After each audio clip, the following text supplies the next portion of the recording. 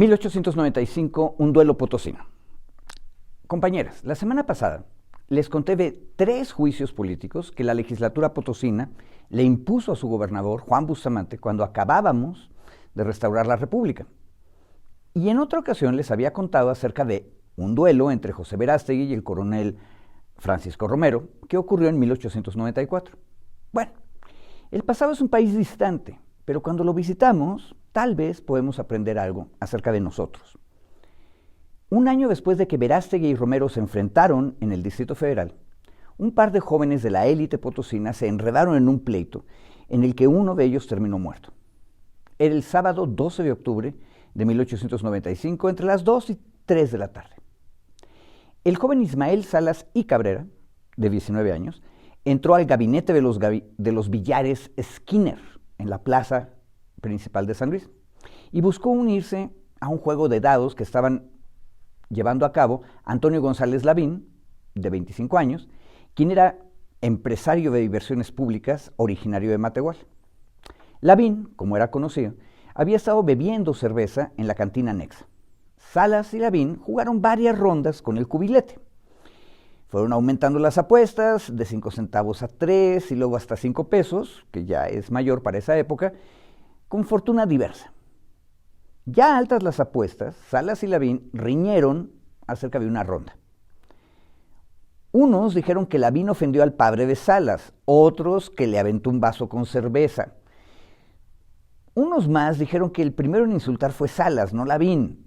Con acto de pelea, presionados por los amigos de Lavín, ambos jóvenes aceptaron salir de los billares y los adversarios se transportaron en coche de sitio a un lugar apartado de la ciudad, el cual se halla inmediato al cruzamiento de los caminos de Fierro, del Saucito y Morales.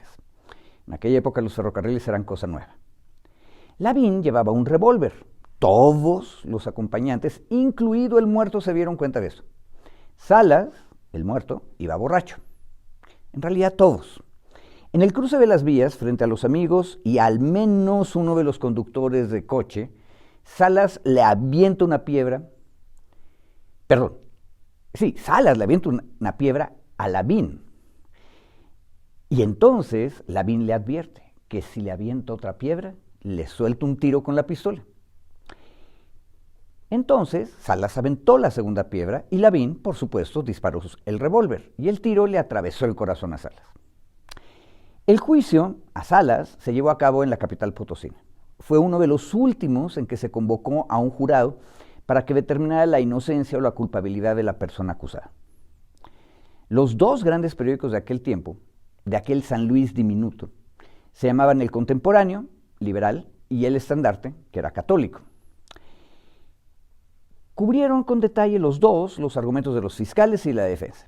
Y así quedó registrado que, en el trayecto a los billares, a donde empezó el pleito, hasta el cruce de las vías, no había sido un solo viaje, sino que se pararon por lo menos una vez y se excitaron las pasiones de los contendientes para provocarlos a la perpetración del delito.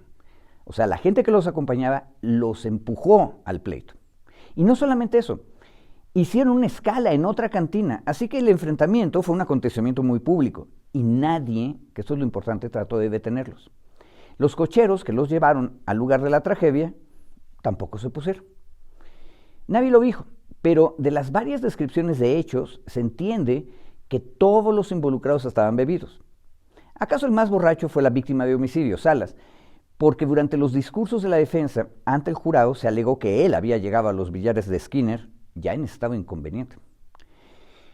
Durante el juicio no hubo realmente disputa sobre los hechos. Desde la declaración preparatoria, el asesino, Lavín, reconoció que él había matado y que incluso estaba dispuesto a dar detalles de la trifulca verbal. De hecho, aclaró que él sí le aventó la cerveza a Salas, pero que el vaso nunca lo tocó, así que solo lo mojó el líquido. Por supuesto, Lavín argumentó que él tenía razón en la disputa y que Salas había provocado todo. Bueno, lo más grotesco, sin embargo, fue uno de los argumentos finales de la defensa de Lavín. Recordemos que este señor era un empresario de diversiones públicas y que era 6 años mayor que su víctima, Salas.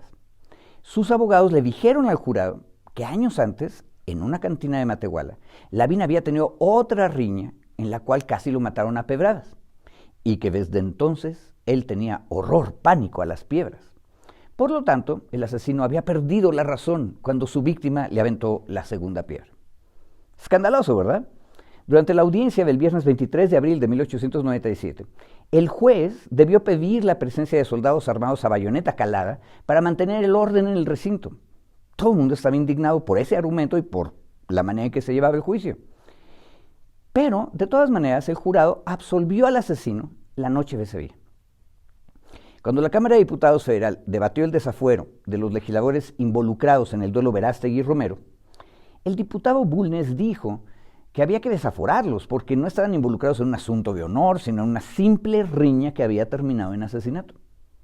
Recordemos lo que dijo entonces Bulnes y que se registró en un prestigioso diario de Puebla que se leía en todo el país, incluido San Luis. Si un hombre del pueblo riñe con otro ante 4 o 5 personas y lo mata sin haberlo siquiera imaginado 5 minutos antes, un juez, que es juez de descamisados, lo va a condenar a 12 años de prisión. Pero si un individuo de levita, es decir, rico, con 2 o 3 días de anticipación y apercibimiento mata a otro en duelo durante un proceso ante un juez y testigos, el juez de la gente decente lo va a condenar a solo 5 años o lo absuelve. Bueno. Un año después, entre 1895 y 1897, un grupo de jóvenes borrachos riñeron en San Luis Potosí. Uno de ellos, el más ebrio, terminó muerto y a su asesino se le absolvió porque tenía miedo a las piedras. Extrañísimo caso de litofobia. Nadie argumentó que los dos hubieran realizado un duelo, pero si ustedes miran con atención el caso, estos jóvenes borrachos siguieron las supuestas reglas del duelo. Ante la ofensa se dirigieron a un paraje lejano. Fueron acompañados de testigos, quienes los dejaron enfrentarse. Por supuesto, solo uno de ellos llevaba arma de fuego.